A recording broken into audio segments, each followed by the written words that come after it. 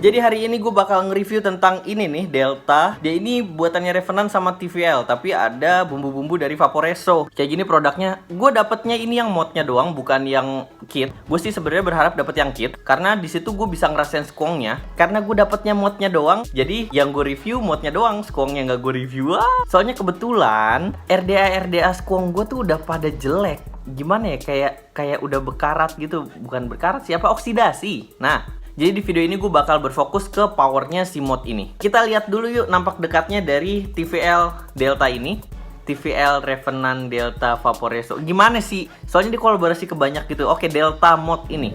Oke, di sini ada Delta. Ini modnya doang nih, squong mod. Di bagian sampingnya ada tulisannya Revenant. Di belakangnya ada tulisannya Delta by Revenant X TVL. Di bagian sampingnya ada tulisannya TVL juga. Jadi kolaborasi antara Revenant dan TVL menghasilkan Delta mod ini. Di bagian belakangnya ada spesifikasinya untuk parameternya. Dan ada produk contents-nya. Di dalamnya itu ada apa aja yang kita bakal unboxing. Bagian bawahnya sini ada pilihan warnanya. Jadi ya dapatnya yang kayak gini. Design in California, assembled in China. Kita buka. Cara, gue sedikit agak kecewa ya, soalnya yang dikasih ke gue itu bukan yang kit, tapi yang modnya doang. Oke, nggak apa-apa, tetap kita review. Jadi dalamnya kita dapat modnya, dapat botol nih, dapat micro USB cable. Ada logonya seperti ini. Bagian sininya ada tulisannya Revenant. Terus dapat user manual dan udah. Jadi yang gue suka dari user manualnya ini juga dia mempunyai tulisan yang pakai tulisan Arab. Jadi selain dia menginformasikan, kita juga dapat berkah. Oke, modnya seperti ini. Dia ini ada tulisannya TVL. Terus di bagian sampingnya lagi ada tulisannya Revenant. Di bagian belakangnya itu ada buat ngintip liquidnya, tinggal seberapa lagi. Bawah sini juga. Di bagian atasnya ada pin konektor sama ya iniannya lah ya.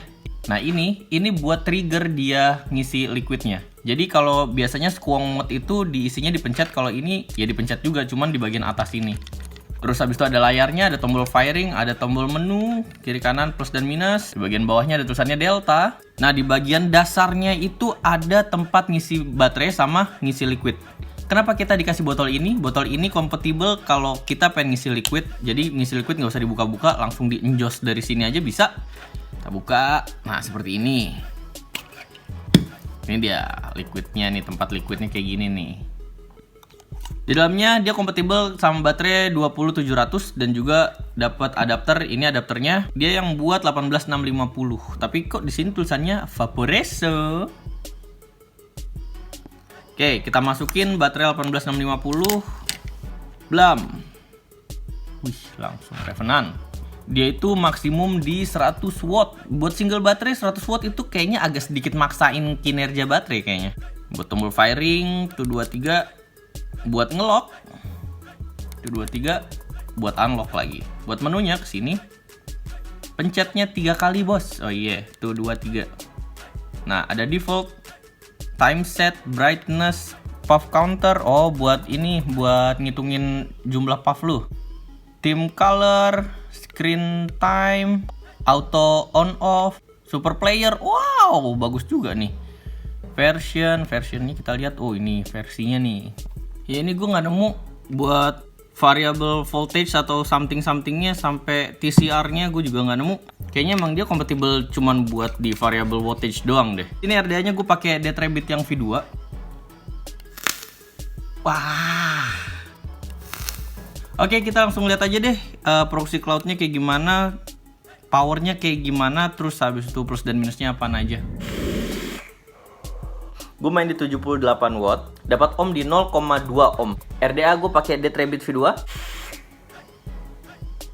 Gue tahu alasannya kenapa dia nyiapin mod ini buat sampai 100 watt. Karena dia ini kompatibel dengan baterai 20700. Tapi kalau menurut gue itu lebih bagus lagi kalau dia itu chipnya bisa ngebedain gitu. Kayak waktu itu gue nge-review Fuputu, dia kalau pakai single baterai itu dia di maksimumnya berapa watt, kalau pakai dual baterai dia di maksimumnya berapa watt lagi gitu, beda. Nah, kalau misalnya ini aturan dia punya sesuatu yang smart gitu di chipnya. Jadi kalau lu pakai 20700 baru lu bisa pakai di 100 watt.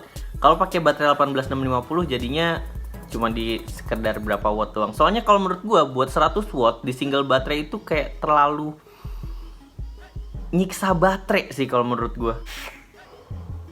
Ini tipe powernya itu, tipe powernya tuh bukan yang pertak gitu loh, tapi dia yang smooth gitu, yang pelan.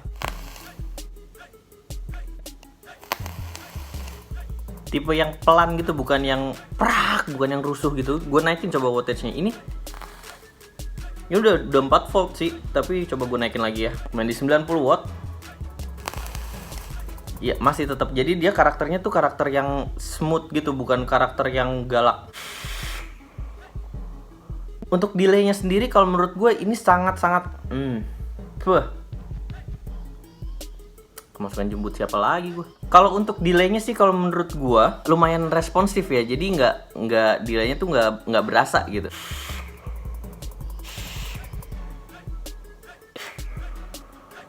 Kalau fiturnya sendiri sih gue lumayan suka, soalnya dia skongnya itu bukan dipencet dari bawah gitu, bukan dipencet botolnya, tapi dia punya tombol khususnya buat nge-squong ke atas. Bagus deh, tombolnya tuh squishy banget. Terus di tombol firingnya ini gede, jadi nyaman banget di jari lo. Desainnya juga bagus sih kalau menurut gue, dia tipe desain yang lucu-lucu gitu. Ini kayaknya buat cewek-cewek kayaknya kocak nih. Shape-nya tuh bagus, bukan yang tajam-tajam gitu. Shape-nya dia tipe yang nge-curve gitu. Buat layarnya sih besar dan jelas juga, semua tampilan-tampilannya tuh kelihatan dengan jelas. Nggak ada yang terlalu kecil, nggak ada yang kegedean juga, pas semuanya. Cuman di bagian menunya aja sangat gue sayangin, gue nggak nemuin menu yang bisa ganti-ganti kayak variable wattage, kayak variable wattage, variable voltage, terus TCR gitu, gue nggak nemuin. Jadi dia bener-bener modenya cuma di variable wattage doang. Mungkin kalian kalau ada yang tahu bisa komen di bawah ya.